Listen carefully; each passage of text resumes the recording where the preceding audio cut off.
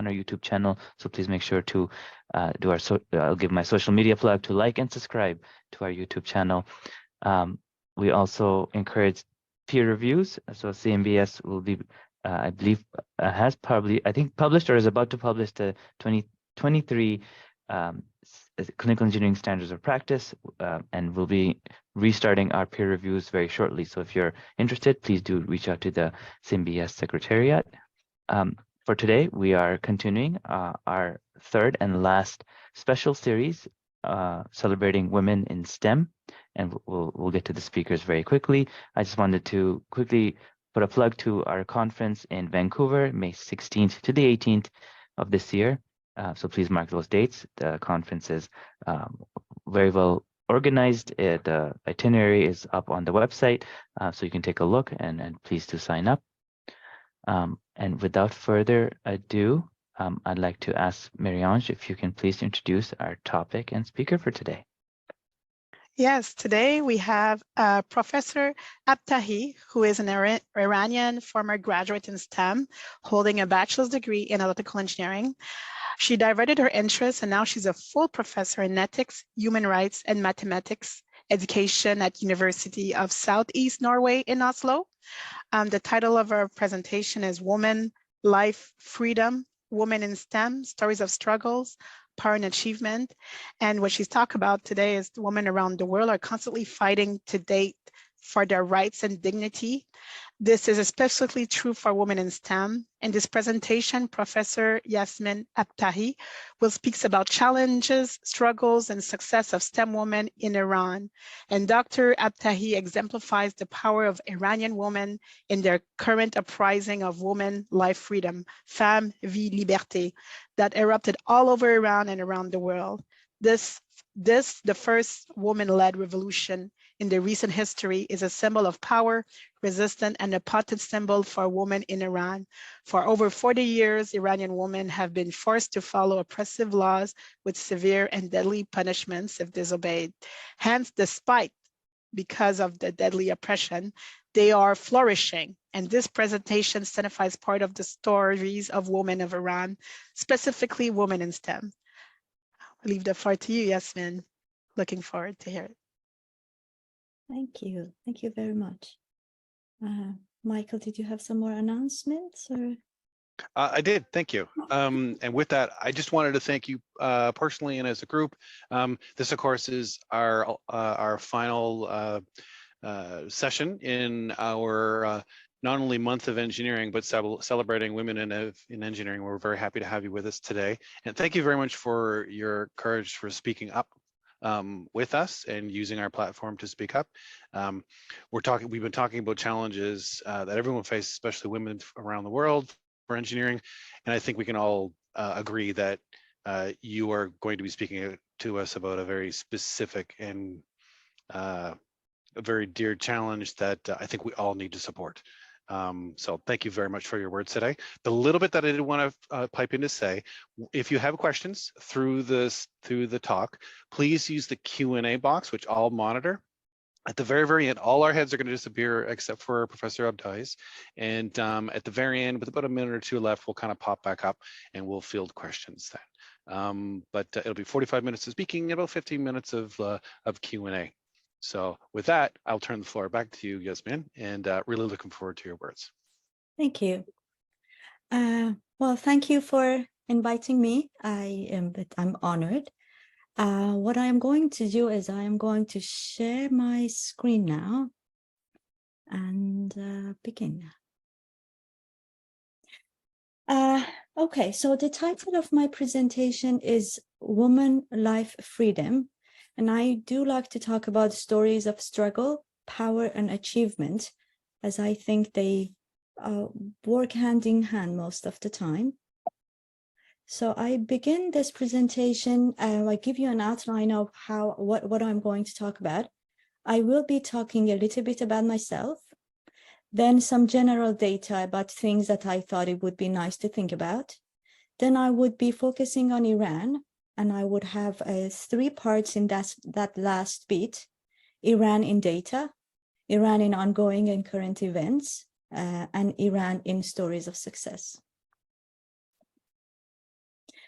Throughout the talk, I will pause in some places and ask you to think about or reflect on what you saw or heard, and then we move forward, and that would be incorporated in different bits of my presentation.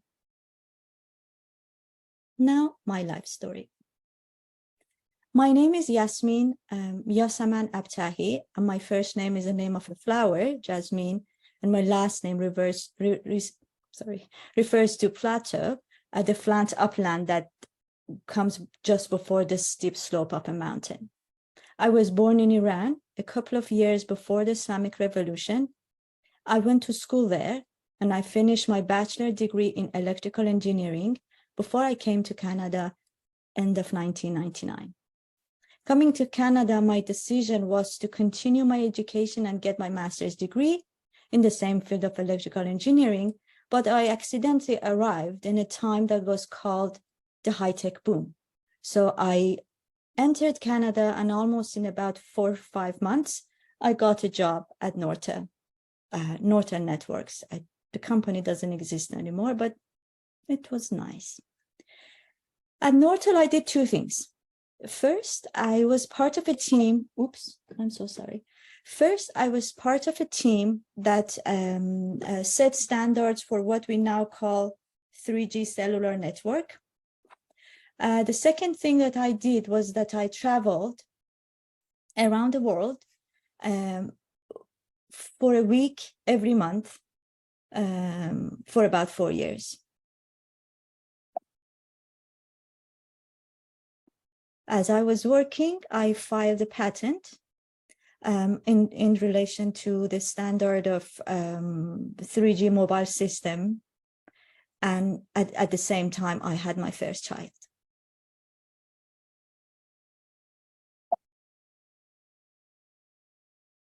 Then my first motherly worry, I call it, came to my head. And that is, how can I be away for a week every month? And I had my second child.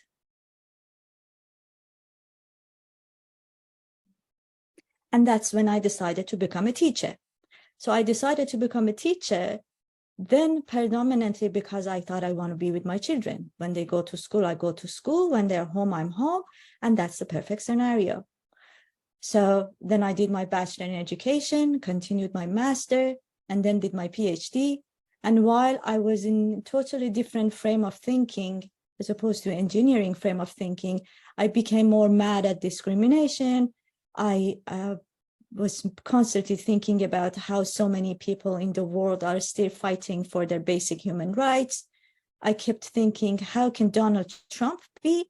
And I'm still thinking, and now I am a full professor in ethics and mathematics education in Norway.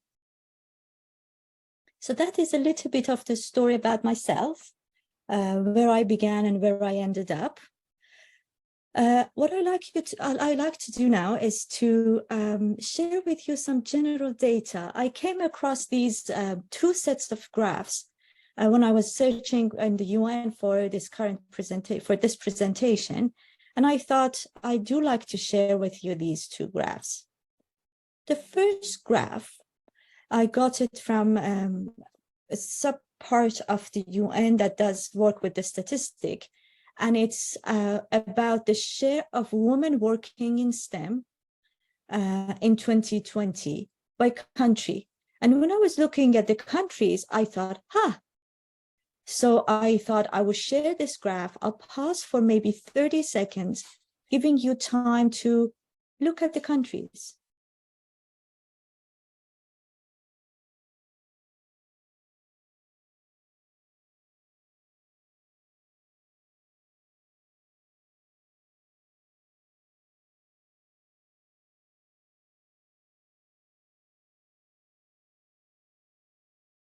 And what I was, as we go down, my screenshot was just wide enough to get this part of it. But as we go down, other countries such as Finland, Norway, Canada will come, but quite a bit at the bottom. And I still haven't quite made sense of this graph, but I did. It was fascinating to me, hence I'm sharing it with you. The second part of reporting that was also fascinating to me, it was in a UN 2021 report of women and STEM. The reason this was fascinating to me is that it just didn't ask a yes and no kind of question without any context.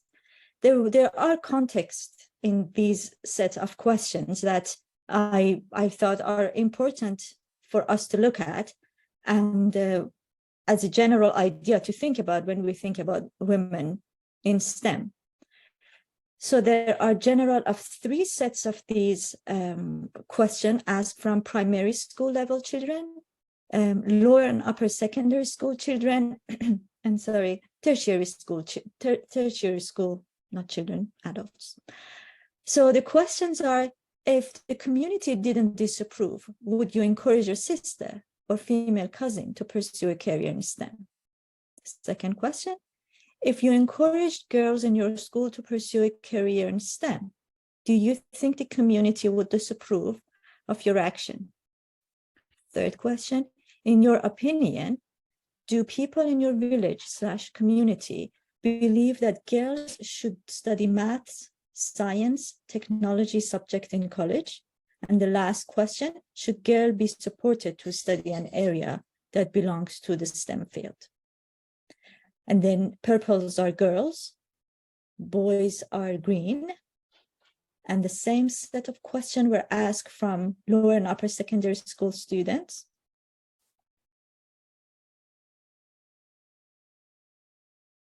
And finally, from tertiary school students, organized into STEM and non-STEM field. And what I did is I tried to sort of put these 3 graphs next to one another. Well, they're not aligned with the question, but sort of they're in 4 categories, or 1, 2, 3, 4 categories, and you can see the data. So I thought to leave it for a few minutes, giving you some time to look at the percents, what is happening in the primary level, primary school, and then the secondary school, and then the tertiary school, and how ideas are shifted.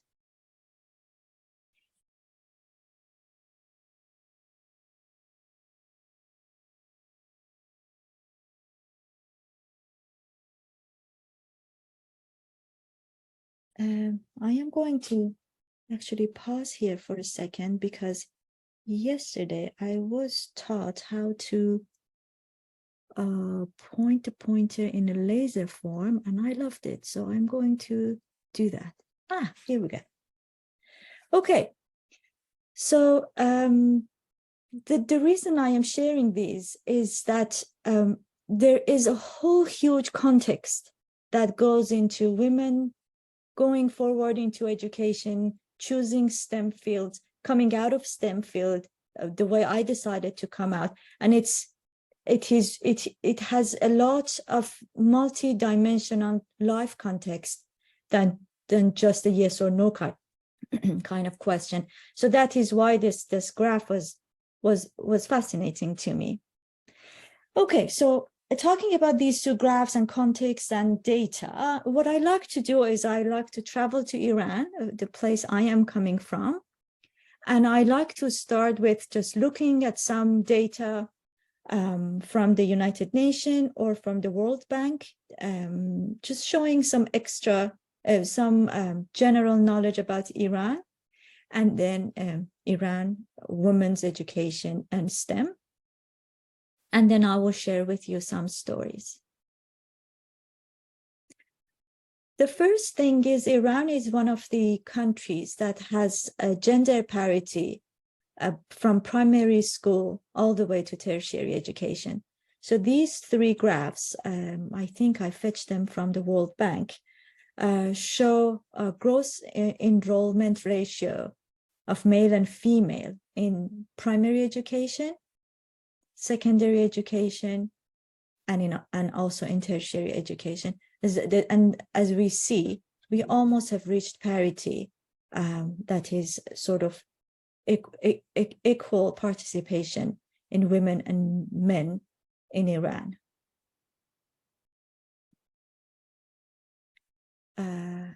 Sorry, I think that one was United Nations. I have the, here we go, yes. The next one, which I fetched because it had some sort of a closer percentage, is this one is from the World Bank, and it shows 57% of male are enrolled, 57% of female are enrolled in tertiary schools, that is university and up in Iran, and 59% of gentlemen are enrolled in tertiary schools in Iran. Now, this figure is part of a UNESCO report in 2021, which talks about the trends in education in Iran, but it also has some explanations, which I think it's fascinating again. So I am going to give you a few minutes, maybe a minute or minute and a half. Pause here and let you look at each part of this report, this figure, and also read some of the texts and see how it makes sense to you. I do also like you to pay specific attention to the field of engineering and here natural sciences and maths.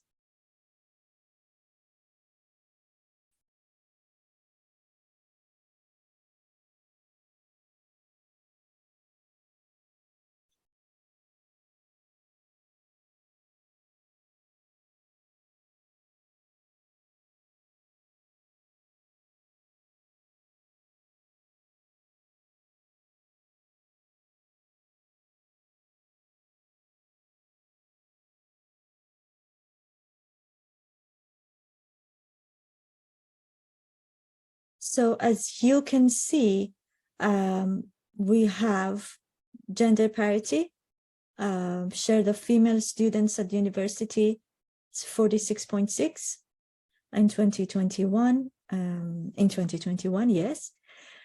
There is a decline in the number of students who are participating in university, and the decline is because of the fertility rate, and most of the decline is in agriculture, field of agriculture, and technical and engineering science, 46% of decline.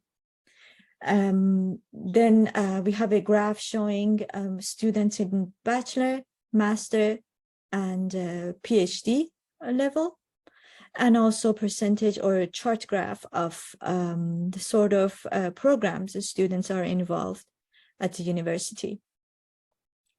One thing I wanted to note here that if you see, we have 141 public students and almost 10 times, 20 times more of private universities in Iran.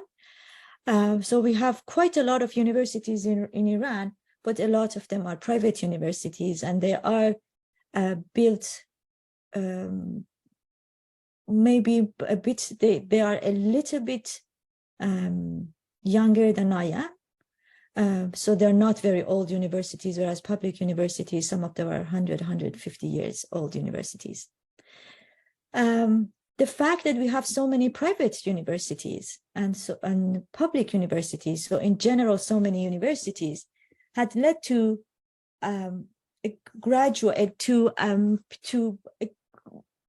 almost huge number of university graduate young adults that are currently living in Iran. And I do like to, with that amount of university graduate students, I like to come to an ongoing and current event that's currently happening in Iran before I share some of the success stories of women in STEM. I'm not sure if you've heard about the Women Life Freedom Movement that started in September 2022. it elevated and calmed down, and then it went up and down, sort of like a sine wave. And it is now a little bit quiet, but what we call in Iran, it's fire under the ash. So I do like to share with you a short video clip about this uprising that is a woman-led uprising in Iran. And it's so I would share that. Let me discover how I would do that. I'll stop sharing here. Share. And then I'll go to the Guardian. It seems that with a pointer, I can't really select.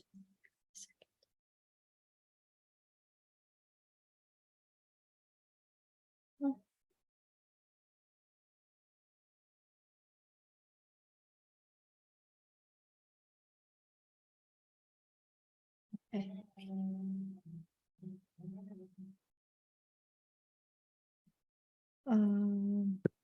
Yasmine, I think you have to share your screen, but then make sure you select sound, share sound at the bottom. Okay, give me a second so that absolutely. Let me go back to Zoom because I have now brought up the video. And then I would play it, and Adil, please tell me if my sound is okay. May I? Yep. On the 16th of September. We can hear it. Lovely. Okay. So let me do this.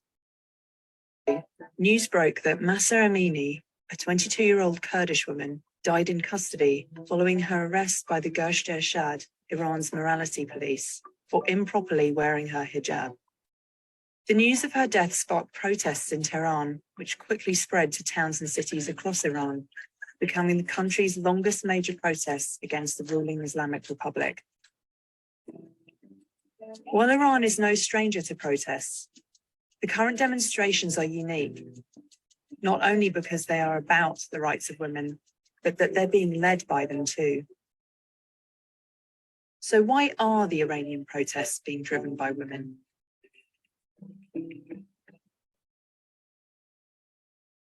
When viewing the continuing protests in Iran, it's important to consider the wider historical and geographical context that they are a part of. Iran is home to one of the oldest civilizations in the world, one that has a rich history of traditions and religions, where women were not only highly respected, but in some cases considered equals of men. It's hard not to see that historical and geographical influence in some of the powerfully symbolic ways women are protesting now. The haircutting gesture, adopted by protesters, activists, celebrities, and politicians, has its origins in Persian literature. The epic poem Shahnameh, that tells the story of the Persian Empire from the creation of the world until the Muslim conquest, refers to Farangis cutting her hair and binding it to her waist to protest and mourn her husband's death. The Kurdish slogan adopted by protesters, Jin Jan Azadi, meaning woman, life, freedom, also has particular regional significance. Mahsa Amini was one of an estimated 10 million Kurds living in Iran. Mahsa's Kurdish name is Gina, but Kurdish names are deemed unacceptable in Iran on the grounds that they are considered foreign and un-Islamic. The slogan has spread globally and can be heard at protests around the world in a show of solidarity for the movement in Iran. The early 20th century was a tumultuous time in Iranian history. But the years following World War II saw a period of relative stability that ushered in many social and economic reforms.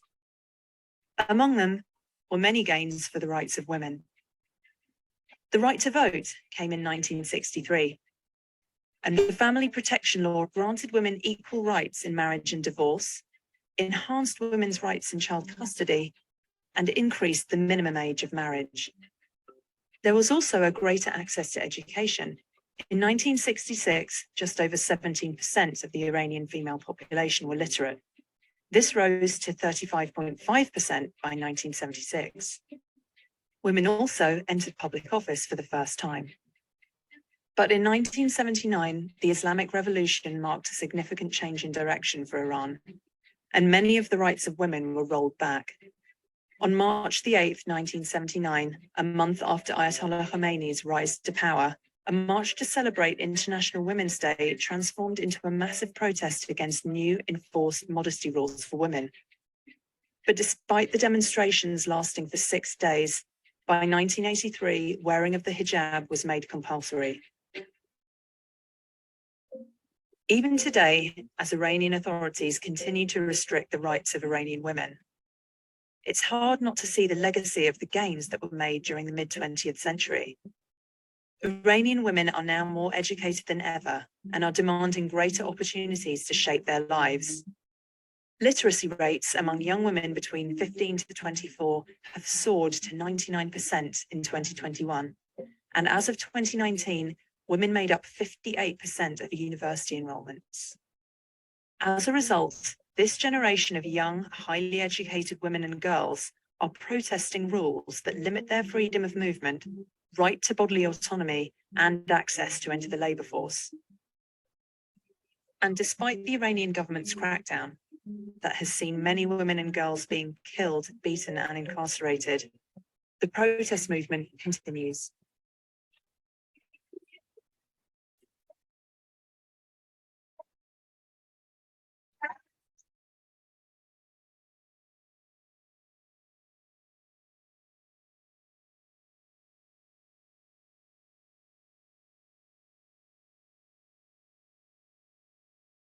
Thank you for listening. Now I had a plan to pause a little here, just to feel the situation and get some of these news absorbed a little.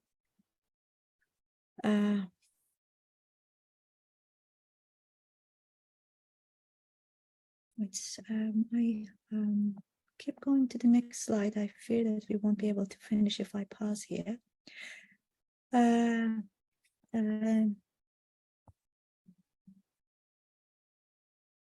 So the latest, one of the latest happenings in Iran after the uprising in September is now mass poisoning of schoolgirls in Iran.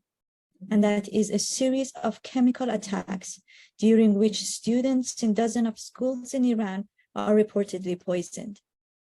These events started in November 2022 at the university, and now thousands of school-aged girls are being poisoned, with the government seeking revenge from the protest against compulsory hijab, which intensified following the death of Mahsa Amini.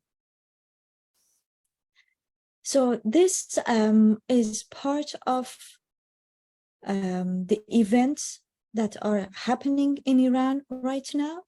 And these are ongoing for years and years. And what we see today is one of the examples of what is going on. But despite of these struggles, or because of these struggles, in Iran, about 64% of engineering graduates are women. And Iran was in 2016, Iran had the 5th highest number of STEM graduates around the world. Now talking about the current history of the current events of Iran, and also how the women in STEM and how the STEM as a field of education in Iran is developing. What I like to do is I like to share some of the stories of success. How I would do it, I would go to each person and pause a little. I would let you read a little bit of biography of each of these fascinating women in STEM. And I finish with a video. So Azita,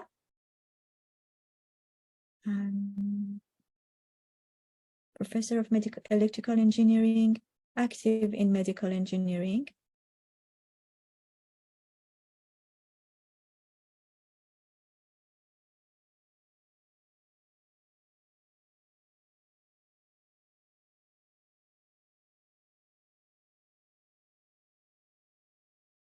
The next person, Mona Jahari.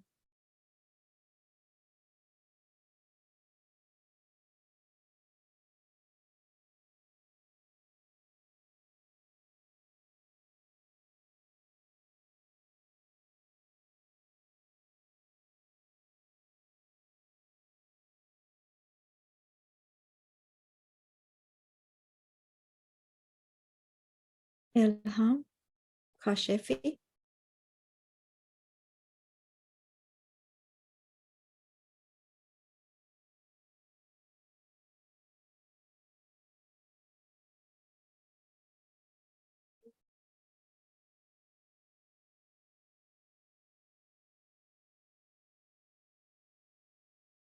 Maryam Shanachi.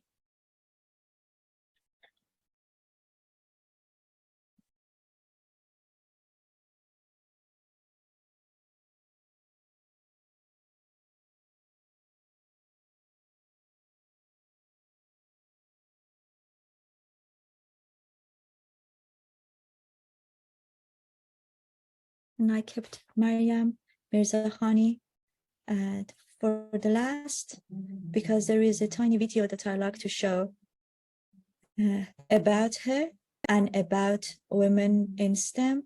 All these scientists that I have shared with you in the field of STEM, women scientists, are very close to my age. So they were born during the Islamic Revolution. They did their education in Iran, and then they moved abroad to work or to continue their education. So what I am going to do is to share with you a little bit about Maryam, because she is unique in multiple ways. Hence, I do like to devote to her about 3 minutes of our time. Control Z, Control C. Okay, so now I stop sharing. I'll go to this other place. The world. Okay. Okay, so Adil, if you could please again tell me if we have the sound, I will start sharing my video. Mm-hmm.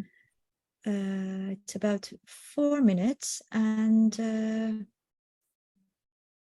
world-renowned Iranian Very politician Yasmine Abtahi has died of cancer in hospital in the United States.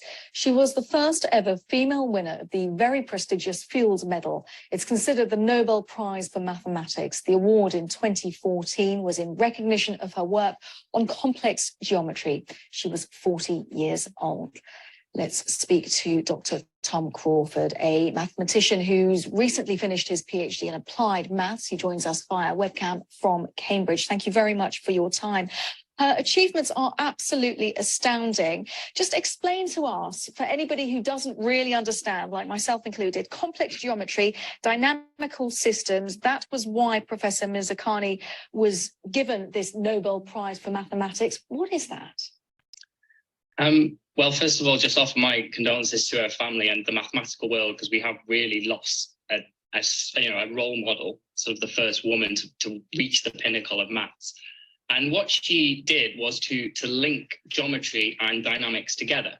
And geometry is sort of the shapes and the sizes and the position of objects sort of around us. And dynamics relates to forces and the motion these forces cause. And the two are very interlinked. So if you think about our solar system, we have a sun and we have planets, and they're in fixed positions. That's the geometry. And then the way the planets move, so the fact that us on Earth go around the sun in an ellipse, that's the dynamics of the system.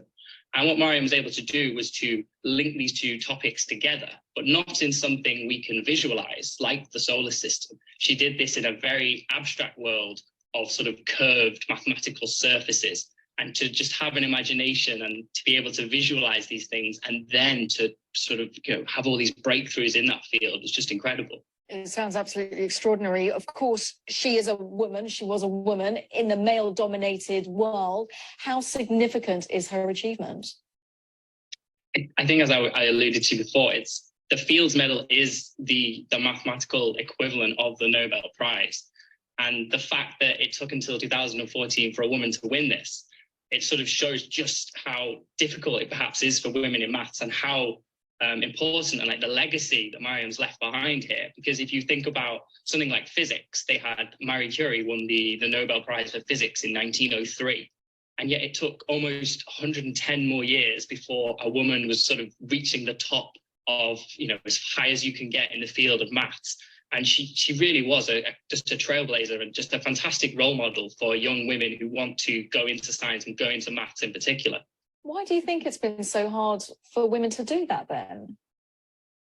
I think a lot of it is, it seems to be the sort of professorship level from, I'm mainly speaking here from experience. So I think we're improving women studying maths at school and then at university, and then going on to graduate studies, we're sort of getting better. But it's then that next step. So once you sort of complete your PhD, then to become a lecturer at a university, or sort of obtain a professorship, sort of a chair position at a university, they tend to they just always seem to go to men. And I think it's only recently now we've started to see the shift with more women obtaining these positions. And that is definitely in part to the work of Mariam, and the fact that she was able to obtain, you know, the top position, the top award you can get as a mathematician, as a woman, and the first woman to do that. Absolutely extraordinary. Well, thank you very much, Dr. Tom Crawford, and congratulations, because of course you've just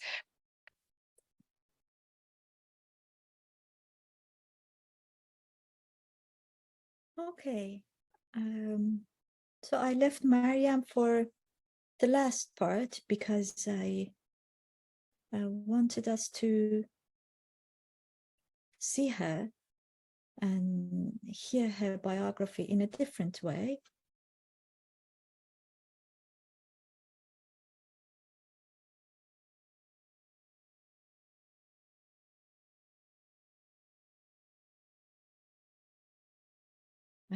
I think we have a few more minutes, and I do like to finish my talk with you today.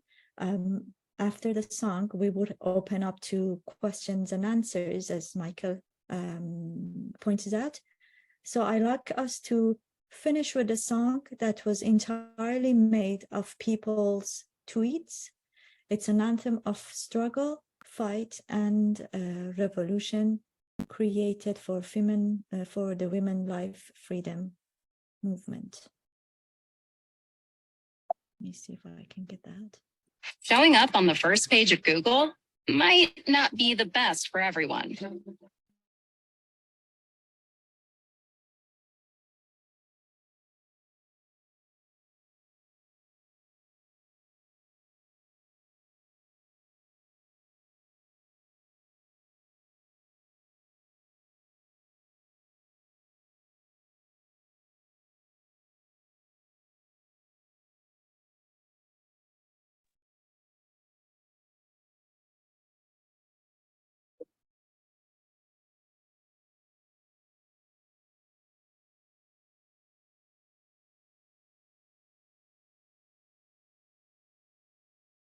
برای توی کوچه رقصیدن، برای ترسیدن به وقت بوسیدن، برای خواهرم، خواهرت، خواهرامون، برای تغییر مغزها که پوسیدن، برای شرمندگی، برای بیپولی، برای حسرت یک زندگی معمولی، برای کودک سوالگرد و آرزوهاش، برای این اقتصاد دستوری، برای این هوای آلوده، برای ولیعصر و درختای فرسوده، برای پیروز و احتمال انقراضش، برای سگهای بیگناه ممنوعه، برای گریه های بیوقفه، برای تصویر تکرار این لحظه، برای چهره‌ای که میخنده، برای دانش آموزها، برای آینده، برای این بهشت اجباری، برای بهای زندانی، برای مکان افغانی برای این همه برای غیر تکراری برای این همه شعارهای تو خالی برای آنوار خونه های پوشالی برای احساس آرامش برای خورشید پس از شبای طولانی برای روزهای عذاب و بیخوابی برای مرد میهن آبادی برای دختری که آرزو داشت پسر بود برای زن زندگی آزادی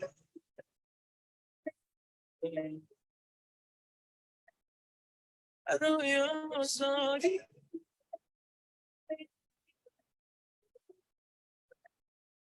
برای آزادی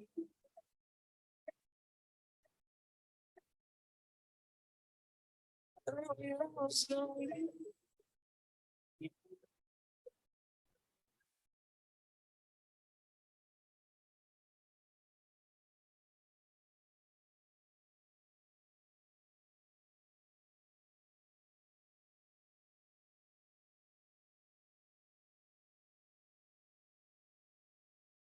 I finish my talk by giving this song to all the women around the world, women of Iran and women in STEM. Thank you. Thank you, Yasmine. It's always good to really broaden our viewpoints and see context around the world. As big a country as Canada is, I mean, clearly it's only just a couple of slices of viewpoints. So it's always really good to see things around.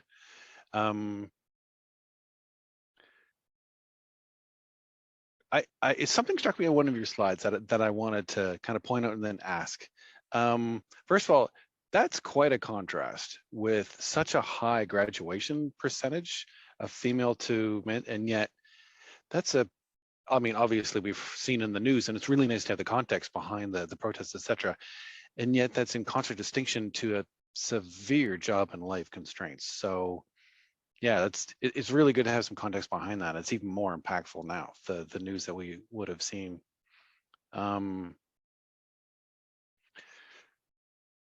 Just wanted to remind folks that please use the Q&A box. If you have questions that you want to ask, I'll read them out. Another thing that I noticed, I have a little question just as we wait for the questions to come through on that. I'm curious because I've actually found this from hiring, etc. before, and I did notice and it was quite interesting. You said 20 times more of your universities are private versus public. So it's a two-parter question. Do you find, since you now live in a couple of different countries, not just Iran, have you found that there are credentialing issues with so many private versus public universities? That's the first part. And is there a difference in credentialing acceptance by gender in countries around the world? Well, two questions you asked. I'll answer the first one in terms of the credential. So the way Iran works in terms of accepting students in university is a little bit different than Canada. Actually, it's very different than Canada. So we have an entrance exam that when it was my age, 5-6 million people would apply and 100,000 people would get in. So the percentage of people applying and getting in is it's extremely difficult exam to get into public schools, which are funded by the government, and it has been around for a very, very long time. I think I was at maybe 20-30 years, I forgot how old I am, 40 years ago, 50 years ago, maybe 40-30 years ago, the private universities started, which then people who didn't get to public system would go to private school. So it's a little bit easier to get into. But in terms of the credentials, the private universities who are in bigger cities next to the public universities, they usually follow similar curriculum. They have similar professors teaching in both schools. But the further away you go from the town, bigger towns to rural areas, which they also have universities, then it's a little bit different. And I really can't comment on how different it is, just because I don't know. So that's that. Another thing you mentioned about the women entrance, would you repeat that again? Because at the end of your question, you said something worldwide, and I didn't know what you said. Right. What I was curious about is if you've noticed in the various countries where you've lived since Iran, if there was a difference in credentialing acceptance by gender. Well, not really. I've lived in Canada, which I don't see any. I have two daughters, both going to university, similar science fields. I don't see anything in Canada. And the next country I'm in is Norway, which is even worse than Canada in democracy and equality. And we want to be the top best of the people in the world in terms of being equal. So I haven't really seen anything. That doesn't mean underlyingly things doesn't exist, but I don't see the behind the scene politics. Just by what I see, I don't see any difference in gender parity and acceptance. Well, at least at first blush, that's very good indication. Thank you for that. We have a question from Mario. He asks, it seems that in Iran, you have achieved a high percentage of women in STEM. What would you recommend we could do to encourage more women to get into STEM? I think Mario means in Canada. So for instance, to what do you contribute the increase of women in STEM in Iran? Yes. Thank you for the question. One of the things that comes up to my mind is that in Iran, at least in 20 years ago, when I was in Iran, there is this parental older thing that you go to university, you either become an electrical engineer or you become a doctor. And then if you couldn't do neither of those, you become a lawyer. So a whole push of going to STEM kind of social push is a social push, is push from the parents, is push from the community, that it's there in the field of STEM that you could get more money, you'll be successful, you will have more stable jobs. So it is more of that. I think, at least what I know from some years ago, that forces kids to go to STEM programs, whereas in Canada, it really, you could get any kind of good job in any field that you choose. As long as you put your heart in it, you are successful. So we also need to consider those contextual issues of economy, issues of prestige that play a lot of role in Iran, that they don't play similar roles in school selection of our youth here. So that's the difference I see. Interesting. And interesting, because I noticed that when you're showing the success stories internationally, it's quite interesting that electrical engineering kind of is one of those, hey, you need to either be a doctor or, because I'm here, it's like, okay, are you a doctor or a lawyer or something like that? And maybe engineer just generically, but it's specifically electrical engineer. So I find that quite fascinating. Yeah, it is actually, because it's, you become electrical engineering, and then if you can't become an electrical engineer, then you could also do mechanical, and then if not, then you could do civic. So it has a hierarchy of what is what, and again, it has to do with the workforce. You find jobs, so multiple reasons just go together, I guess. Yes. There you go. Well, I guess I feel right chuffed that I did electrical engineering before I subspecialized into biomedical then. Adil, maybe a future talk that we could explore is, are there centers around the world that actually have that kind of a viewpoint? It's like, okay, this is the type of engineering or something like that you kind of gravitate towards first. That's actually quite a fascinating topic. Any questions from you, Adil, or Marianne? And then I see one just popped up in the Q&A. One question I actually had, Yasmine, do you think with respect to what's happening in Iran, is there any negative side effects to women in STEM? Because it seems like obviously Iran reached some, a leading country around the world with respect to women in STEM. Do you feel like there's anything with what's happening with respect to the government that could potentially impact that in the future? I could say that in general for all the field in university, the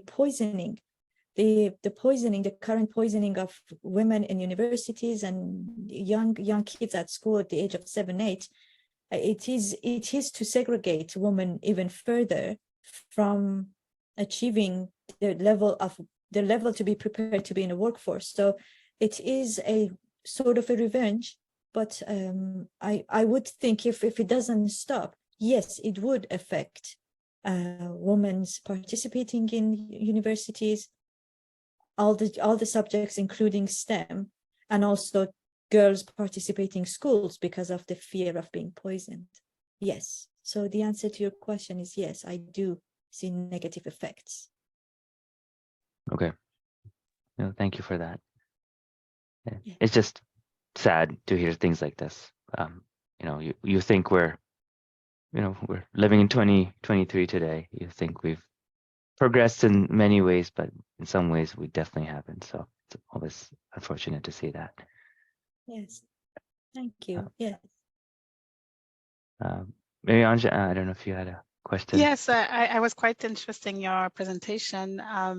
What stood out for me was the fact that even in oppression with the new laws introduced, there was a progression of more women going into the STEM field. So is there any, like you said, yes, their parents are pushing them, but is there any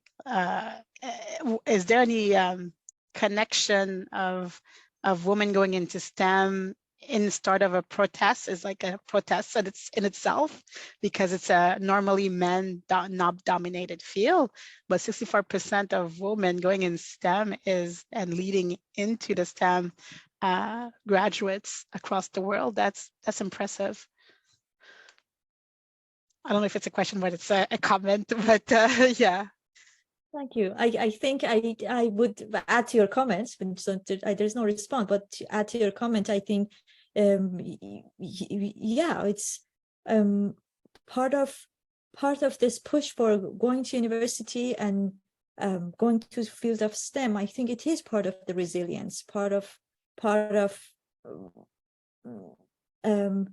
being fighting for the fight that they don't know how to fight. So I agree that it is part of the resilience too. Thank you. Yes. We have a couple of questions on the Q&A box. So the first one is from Ishtar, and it's kind of funny, as large a country as Canada is, I was actually just emailing with Ishtar about 2 hours ago. So, and she's in Ottawa and I'm in Halifax. So there you go. The world isn't quite so big. She asks, first of all, she says, thanks for the presentation. And then she asks, do you see data showing an increase or a decline in Iranian women joining STEM or further education, kind of in general, due to the political climate? So this kind of is what Adil was asking. I think that's way too early to see data in the protest that is maybe a few months old.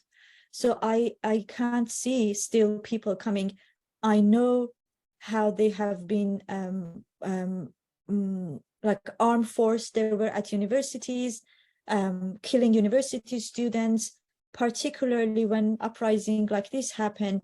There is a very particular focus on universities because university students are young and want to change things that they think they want to change.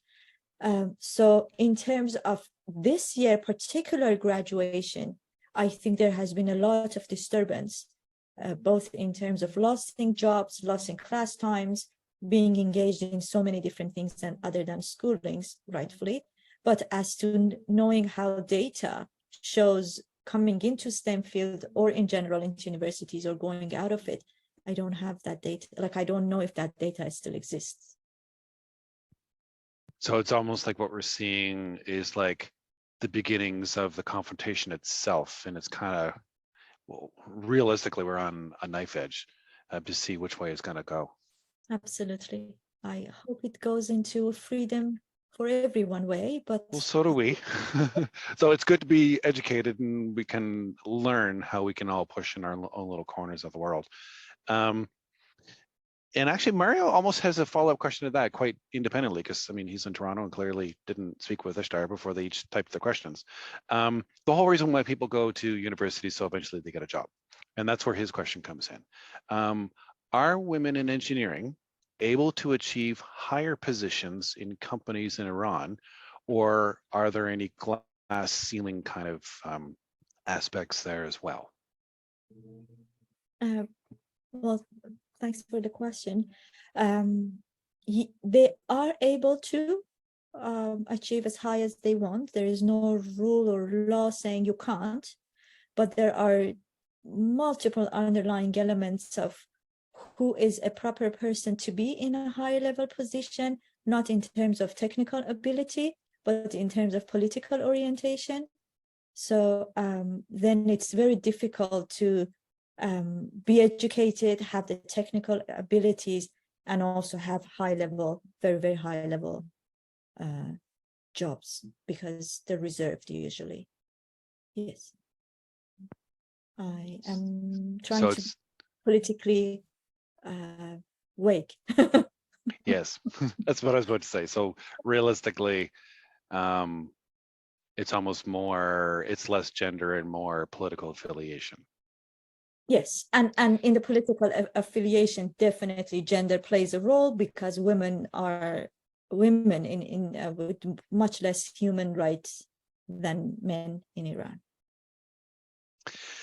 Yes, you know, I recognize I'm saying as a white guy, but we've come a long way, and clearly we have a long way to go. And I say we on purpose because I like the concept of we want to have as many chairs around the table as possible. There should be a wide range of people in those chairs to have the best collective thoughts brought forward and considered, and we move forward. And that's the only way as a world people we can ever make advancements. So I'm glad we could kind of have this session today and widen our viewpoint just that little bit more. Thank you. Thank you so much. Thank you very much for being with us today. Thanks. Okay. With that, I think we're at time, Adil, if you wanted to finish off. Yep. So again, thank you so much.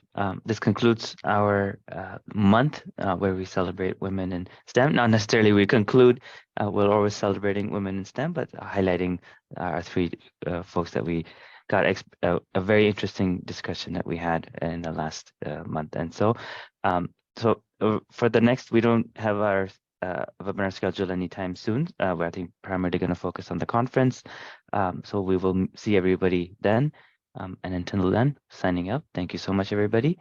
And we'll talk to you guys soon. Thank you again, Yasmine, for your wonderful talk. And we hope to hear from you soon.